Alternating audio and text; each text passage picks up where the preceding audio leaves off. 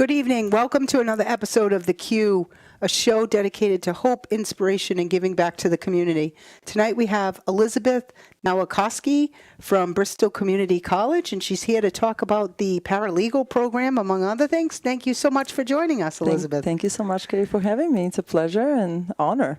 Well, thank you. I love your energy, and I said that to you many months ago when I met you. And so what brought you to Bristol Community College? Like, why Bristol Community College?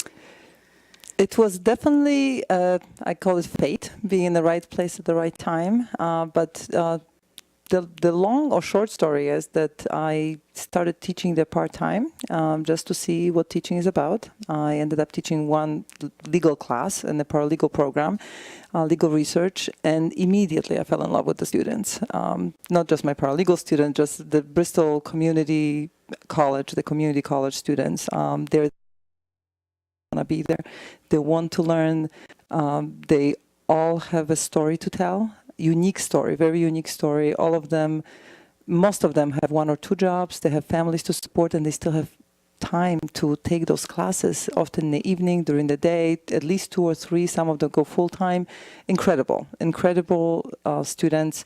And I just fell in love. And but what obstacles? I mean, working 2 or 3 jobs, raising a family, and going to school. And often, that's amazing. And often they're single parents, single moms. With some histories, which it just, at the beginning, I almost wanted, not necessarily cry, but it just, at the end of the semester, I realized they're my heroes. I mean, they make me a better person. They really do. When I look at them, it's like my little family. I want to smother them. Yeah, right? I just want to help them succeed. And there's nothing more rewarding than seeing them walk across that stage at graduation, knowing what barriers they had to bring down to get there. So what would you say to any student who might be thinking, I don't know if I'm college material, I don't know if I can squeeze it in? It's doable.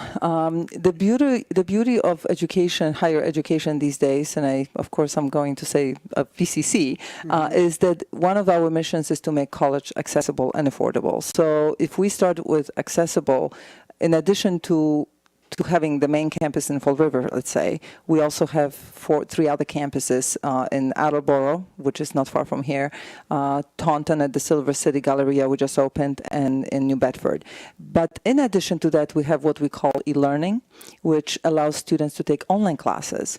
So that's really works for those students who work full-time, they have kids at home, but they still would like to do something. Maybe they want to change a career. Maybe they work a couple of retail jobs and they would like to get something more steady with more steady hours, but how do you do that? I mean, you need the income. You can't just drop it and go to school. You still need the income. So that's, even though, let's say, an associate's program should take you maybe 2 years to finish. We have students who've been there for 3 years to finish it, or a little more, which is totally fine. And as long as you finish it, you go on. And so many of them end up going on to pursue their bachelor's degree, which is incredible. I have students who started with a certificate, and I pushed them a little more. I said, maybe go for that associate. I heard that about you. Maybe just, try to take those extra classes, go for associates. Next thing you know, they're thinking of bachelor's, and we have few students going on to law school eventually. That's the dream. But that's, this is not necessarily the pathway.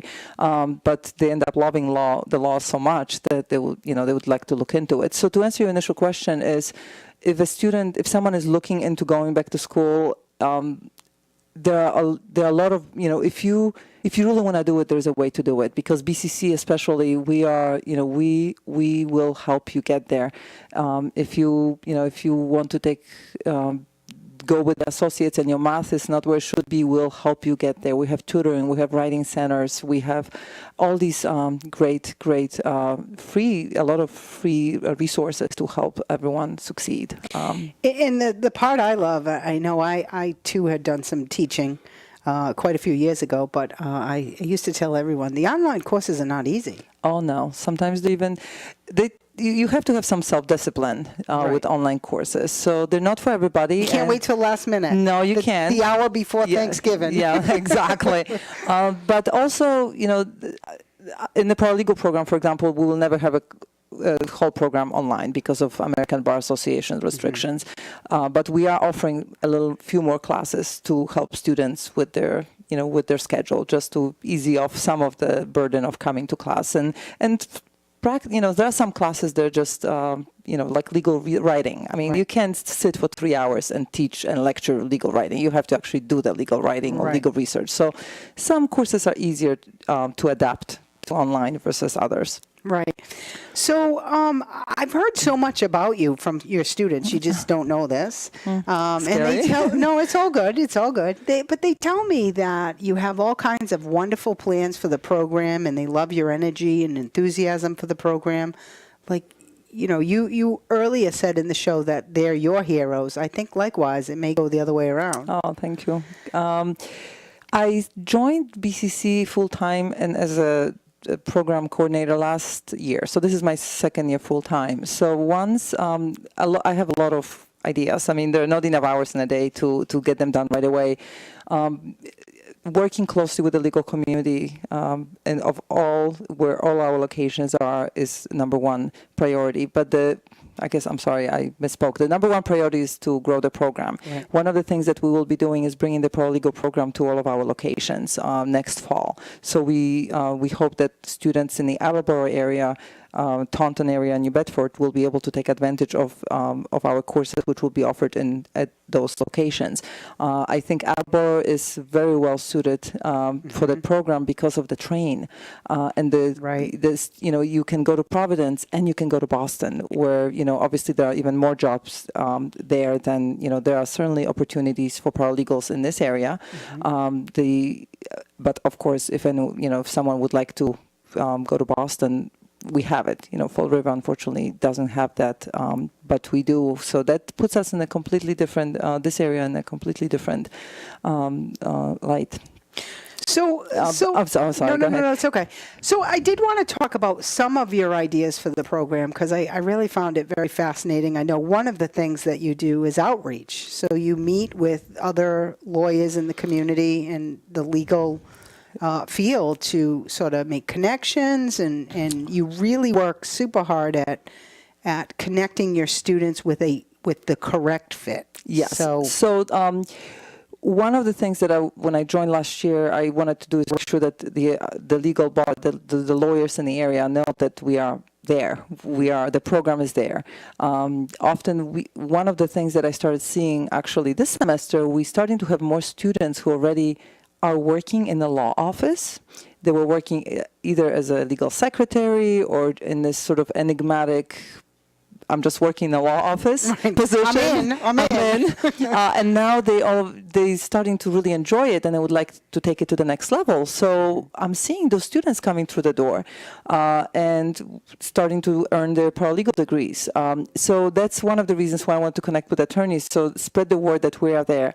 Second reason is for internships, and that's how you and I met, where it's very important for me to make sure that the students are the right fit geographically and also in terms of interest.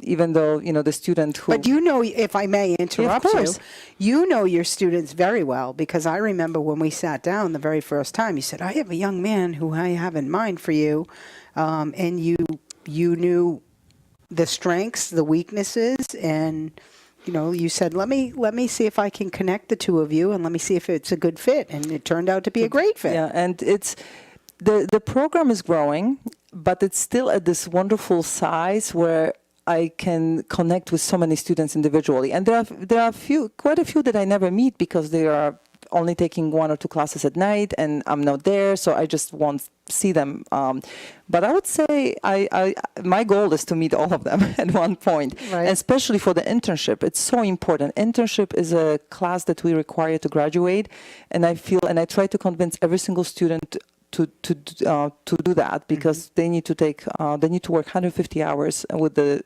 supervising attorney, and it provides a valuable experience.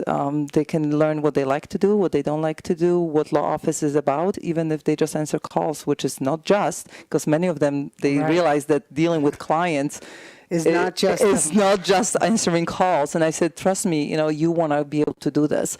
So, there are some students who come in and say, I work 40 hours. I can do an internship. There's just physically not possible. And we do have an opportunity for them to do something different, but it's a very small number of students. And most students really, really enjoy we have placed students in law firms. We have students in a courthouse as law clerks. So and that's why I want to network and make sure that the attorneys know. And there's only one of you, though. There's only me, so there's only hours. Doing some cloning soon, I'm thinking.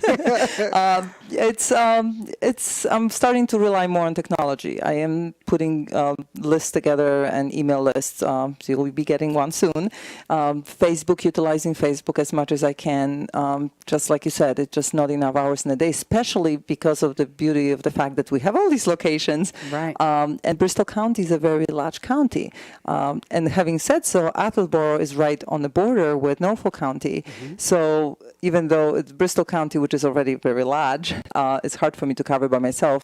If we go to move into Attleboro, we're talking about North Attleboro and either other towns which are not really part. So it's just like you said, we'll work on it. So let's talk about some of your dreams or visions for the program. I mean, I know there's a lot of them. A lot of them. But I know one of the dreams that you had was expanding the program, which it's happening. Let's hope we're going to offer courses next semester and work on the marketing until then. I mean, not next semester, next fall, 2017. And meanwhile, we're going to market. That'll be coming up quick, though. We're almost going to be in 2 years. I know it's hard to believe, but. We'll do the best we can. And sometimes, it will work the first time. Maybe not all campuses will take at the same time, but it will, I know it will come. The students will come because my students are my best marketing. Right. They're my success stories, and they tell other people and others in the office, and the word spreads. So it's very important. I'm very proud of my students and what they do, and I tell them, when you go to the law office, I want you to represent my program really well. So we set a very high standard in our program. You do, and it's something you should be so proud of. Most of our students, I was very proud, graduating class last semester, I don't remember the exact number, so I don't want to quote it, but most of the students had above 3.5 average. It was very, very, the students are very dedicated to the profession. And I told them the other day, I said, if you guys don't like to read, you shouldn't be in this program. Right. So it takes a student to make it into this program. And once they're there, they're very committed. But going back to your question about plans, one of the biggest initiatives that we're working on now is getting the American Bar Association approval or accreditation. The American Bar Association as you know, is a professional organization for legal professionals, mainly attorneys, but they also have a paralegal division. And that takes years. It's a big undertaking. We hope to file the application next year, but that's going to keep me busy. I think so. For a while. Might need a couple clones. A couple of clones there. Yep. But meanwhile, while that's going on, one of the things that I think I mentioned just before we started this is an initiative called Wills for Heroes. We're going to save that for after the break, because that's a big one. All right, so we'll talk about it later. But the ABA accreditation is a big thing because some employers care about this, but the students seem to care. They do recognize this. When they do their research about the program, they come to me and say, are we going to be ever approved by the ABA? And they see that some attorneys care, some don't. But if there is someone that does, that makes them less competitive. So it's important to us to get that approval at one point. What comes with it is what it demonstrates is a certain standard of the way we teach, who teaches, the qualifications. I can't just take... I'm getting the signs. I'm getting signs coming through. So you practice family law, let's say, and criminal law. And you obviously work with paralegals. But according to ABA, you could not come and teach civil procedure, or let's pick another, pick something else, copyright law. Yeah.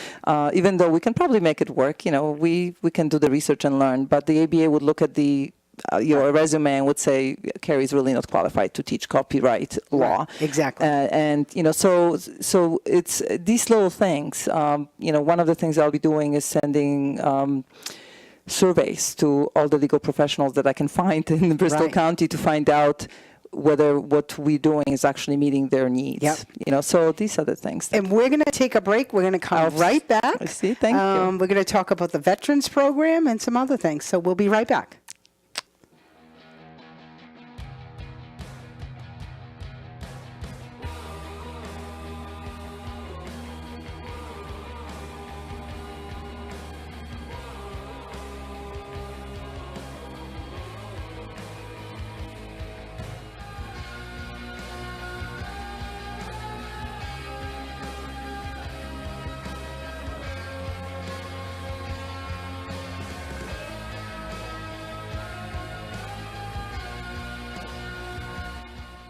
Good evening. My name is Carrie Quintel, host of The Q, a show dedicated to hope, inspiration, and giving back to the community.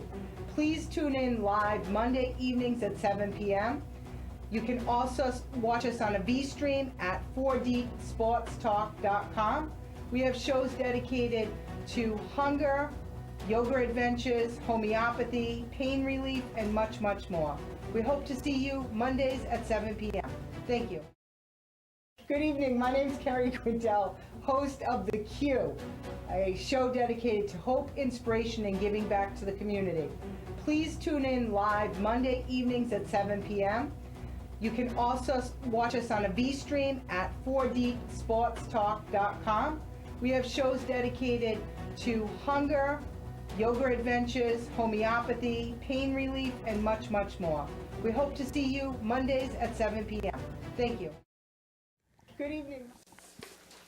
Welcome back. We have Elizabeth Nowakowski from Bristol Community College talking about the paralegal program and her involvement as a full-time program director? Yep, an assistant professor. Assistant professor. Yeah. So we left off talking a little bit about your involvement and how your students really inspire you, and I sort of relayed back to you that apparently you inspire your students as well, because I've run into many of your students. But I know that your program is going to be running a Wills for Heroes. Yeah, so that's something we just started talking about. We don't have too many of the details on that. That's okay. But we're going to brainstorm together. We're going to brainstorm together, exactly. I was looking for good ideas.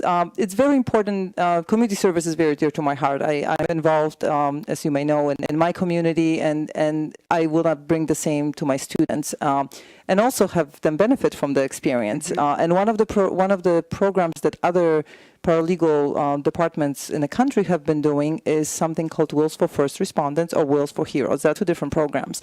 But the idea is the same, where you bring some legal professionals or attorneys and identify a group of heroes. So it could be usually firefighters or policemen, policewomen, or Coast Guards, veterans, whatever it could be, right? Or, and you just set up a day or morning and evening, afternoon, and provide some very basic estate planning services, basic wills.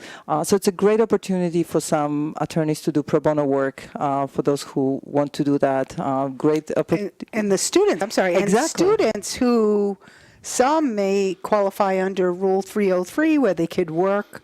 I believe that the 303 rule requires them to work pro bono under an attorney. Correct. So the students, and we can talk about it when we can talk about what paralegals can or cannot do, but definitely paralegals can work with them and get some additional additional experience when it comes to estate planning, because estate planning is just an every single practice. It just, it's everywhere. Except for yours. Except me, yes. Yeah. But for the solo professionals who do a little of everything, it appears that it's there. And so we hope to launch it next semester. And I'm talking with another director from another Massachusetts program at another college, and they've been doing it for years. For every semester they do it. So I know they have it down to every detail, and he can give me some pointers and make sure that we do it right. And I'll be, I don't want to mention names, but I will because I don't want to commit anyone. Right. But I have gotten already positive feedback from local members, local bar members, and I think it's a great way to combine not only the teaching with the students, but also to get back to your community, which is what this show is all about. So this show was designed as kind of a recognition of community leaders in the area that are doing all kinds of things. And so I thought, geez, we read so much negativity in the news all the time lately, that it's so important really to get the word out and educate people about programs such as the Wills for Heroes. Take a group of people so that they can come in and they can get basic estate planning. It helps the instructors, it helps the paralegals, it helps the group, whether it's veterans or police officers or firemen or what have you. So I think that's a fantastic addition to your program. Are the students aware of it? Not yet. We haven't Surprise. quite. Yeah, we're going to be surprised, and I'm sure they will be very excited and receptive to the idea because, and once again, it gets to timing and how do we get some commitment from everyone and align the stars, so to say. Right. But I'm very excited about doing this. Despite of everything else that I'll be doing, I am very committed to having this done because it's very important to me. There's no doubt. Because life is so busy that there's always I don't even say excuse, but we're juggling so much that there's always a reason that we can say we'll just wait till next semester. But and there are things that have sort of haven't happened this semester because things are moving too fast. But that's life. But this one is happening. This one is happening for sure. And I already dug out some other events that used to happen at BCC, which I want to bring back the following year. But that I won't even mention that because I haven't talked to anyone about this one. So more surprises. But I'm researching other opportunities to do what's the civic learning and community engagement with students. So when we talk about community, I do want to get to this before our next break. I know the time goes pretty quickly, but you are heavily involved in your community here. I live in Plainville. Yeah. I've been in Plainville for 13 years, probably 13, 14 years. And at one point, I started getting involved. I mean, all my life I was involved, whether it was in I immigrated from Poland, so another reason why it's been important to me, I've always been involved in ethnic organization, Polish-American organization, etc. In college, I was involved in international. And there's all kinds of things we don't know about. Yeah, you, like your dancing skills. Oh no, I'm not going to go there. But I do play accordion. Yes, so I can tell you that. That's less embarrassing than the dancing. I don't know, maybe not. My kids would say. I don't know. I saw the videos. Oh, you did? Yeah, oh, gosh. I did. I should be careful what's on that Facebook page. But in Plainville, I've been involved in the finance committee. For example, I've been on the finance committee in town of Plainville for getting close to 10 years now. Wow. So it's very rewarding. It's very rewarding, gives me great insight in how the town works. It has given me wonderful experience, met wonderful people. It's a giving back to the community. It's been always, when I was in corporate work in my corporate, during my corporate chapter of my corporate life, corporate career chapter, I was involved with this wonderful organization called A Bottom Line. And that's the connection to BCC that I mentioned to you, which sort of, the organization is out of Boston, and I think they have a Worcester chapter, but they are committed, it's a nonprofit, and they're committed to help students get into college and stay in college. I think they just went to the White House. They really are bringing the program. I think they're trying to make it national, but it's, I was working with the students, hoping to, help them, advise them. I was their advisor at where I used to work and helping them find internships, etc. But I could connect many of them because most of them are the parents, they're first generation college students. Right. So I could really, my parents went to college, but they never went to college here. So when I finished high school here, I was on my own trying to figure out how to do things. So I could definitely relate to that. And then that's why BCC, it's sort of... But what a proud moment, as you said earlier about the graduation. That must be amazing for families who, are first generation daughter or son or nephew or niece or whatever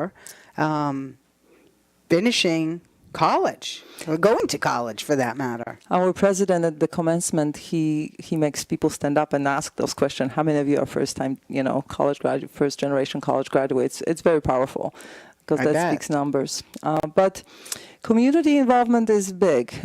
It's very hard to do, I think, in today's world as we get really busy with our lives. And I appreciate anyone who can step up to do anything, whether it's a small bake sale for anything. You Right. can, there are small things that people can do to contribute to whatever cause that you want to help. And That's right. and whatever little you can give is much appreciated. Another organization in town I'm involved in is Friends of Plainville Parks. One of the things that we're doing we are working very closely with the fire department. Plainville Fire Department and Alliance, and we have this annual winter festival where we have the fire department puts up the 30 feet high bonfire. This is our third one. It's amazing. It's on December 3rd, so I have to make a pitch on Saturday evening, and you can find it on Facebook. We have quite a following, actually. It's a wonderful, wonderful event. Just the bonfire is spectacular. And I have to just mention it. I hope he won't mind, but just an example of how BCC creates heroes. Yeah. Our own fire chief, Justin Alexander, is a graduate of BCC. Really? And he was one of the younger chiefs to be appointed. He was only, I think, 32 or 33 when he was appointed to be a chief of fire in Plainville. Wow. And he is, he actually had a billboard because of when BCC was doing a campaign because of Bristol, I should know it, but I don't, so I apologize to everyone. His face was on the 195. But the point is, giving back to the community, I urge everyone, little things that you can do, make a difference. But it must be so nice to see everybody through their journey of education, learning, giving back to their community. It's almost like you're growing a new program with new students in it all the time. So you're constantly funneling out to the legal community Absolutely. the most dedicated students, which is wonderful. And it's refreshing because every year I get new students, new stories, new challenges. I had a student. So what is it, if I may, I got like 3 minutes before the next break, but Sure. what is it that keeps you going when you're going in 100 different directions at once? How do you, well, we talked about meditation earlier. No time to meditate, right? In the car is not a good idea. The students keep me going. They really do. I mean, I go to class and they look at me and this is the reason I'm there. I want to help them get there. They are there for a reason. The students are there to become paralegals, to become legal assistants, to be able to help others, to get a steady job that will take them out of those other, wherever they are. Mm-hmm. They want to take it to this new place that they believe is a better place for them. And it's my goal. It's my, I don't want to say even challenge because but I want to get every single one of them a job, whether it's a part-time job or a full-time job. It's interesting. I was checking with some students last week and where they are, and one of them couldn't do one job because she needed a part-time job, and the other one couldn't do another one because she needed a full-time job because of the child. We didn't, but it's an example how they're both single mothers. Mm-hmm. One has 2 kids, one has 1 child, and it's just where they are. But they have their degrees, they have jobs somewhere. Maybe not as paralegals yet, but they're still looking, and they have the experience. They had the internship. They had a little jobs here and there, and they're gonna get there. They're gonna get there because they're very driven. They're very driven, and they want to be there. They want to get those jobs. Okay, we're going to be right back. We're going to be right back in a couple of minutes. My name is Carrie Quindell, host of The Q, a show dedicated to hope, inspiration, and giving back to the community. Please tune in live Monday evenings at 7 p.m. You can also watch us on a V-stream at 4dsportstalk.com. We have shows dedicated to hunger, yoga adventures, homeopathy, pain relief, and much, much more. We hope to see you Mondays at 7 p.m. Thank you.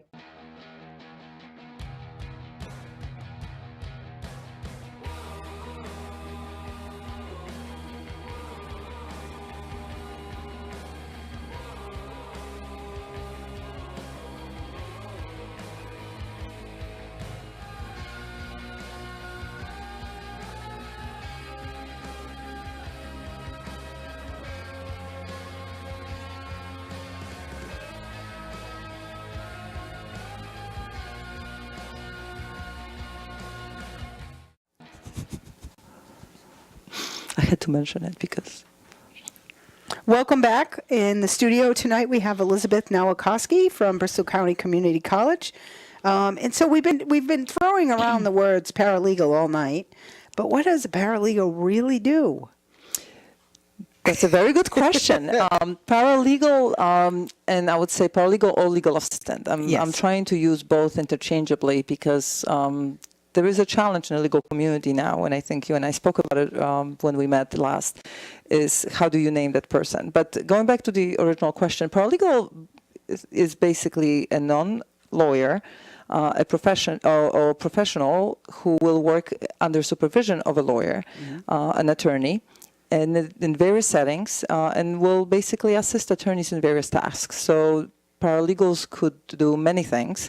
They could help with research, they could draft letters, they could help with interviewing clients, interacting with clients. Everything has to be done under supervision of attorney. Doesn't mean the attorney has to be constantly with them throughout the day, but every work product has to be checked by the attorney. Right.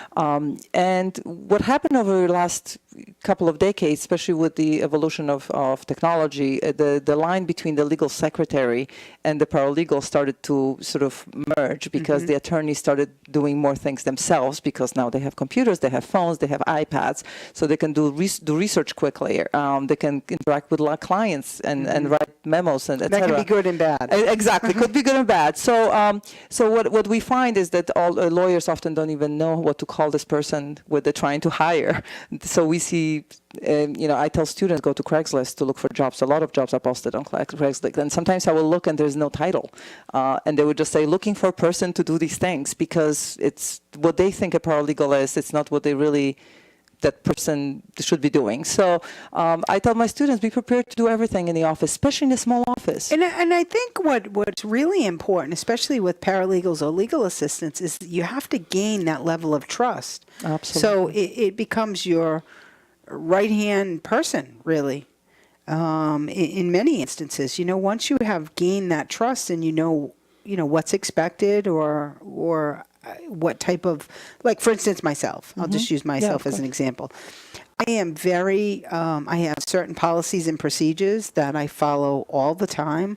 I'm very predictable in a lot of instances of how I do my training. And, I think it's important to me to let my students know or an employee know what is the best, what's going to, how are we going to make this really how are we going to make this transition as smooth as possible? And I think that's exactly what you're talking about. Absolutely, and you hit upon something very important. There are so many ethical issues, not even issues, so many ethical rules in the legal profession that many attorneys are wary of bringing someone new into the office without knowing that person. And there is the trust, the confidentiality, the conflict of interest, etc.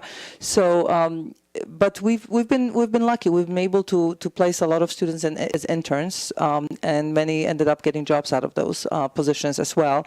And I tell my students, be prepared to do whatever you need to be doing in that office. And eventually, as you gain the trust and you gain that experience, you'll be able to move on to do other things. At the beginning, answering calls, don't think it's an easy task. Or meeting with the client or doing intakes. It's more challenging than you realize. And they often come back and acknowledge that. So I think it's a great profession for someone who likes to help people, work with people. The program is growing. I know there is going to be, the Department of Labor Statistics predicted that a couple of years ago that this is one of the most growing professions. And I think it's important to point out, I'm just looking at my own practice, say 20 years ago. The complex issues that have come forward today versus 20 years ago, it's a complete change, I believe. The cases that were coming in 20 years ago were, in my mind, much more simplified. Nowadays, they're much more complex. They could have removal issues where, one parent is looking to relocate to another state. There is a wide range of deviations on the child support guidelines that we never had before. So there's all these nuances, if you will, and I'm just talking about family law. Well, let's not even mention technology, all the issues Right. related. What about the special needs in Right. education, and it is just all, like you said, there are just with the new laws that were introduced, Right. there come the lawyers, and there's only so much the lawyers can do without finally be able to delegate some of that work. So Right. you can either hire a lawyer, or you can maybe And a I think paralegal. what's really important, and you did touch on this briefly, is that you try to give your students realistic expectations of what to expect.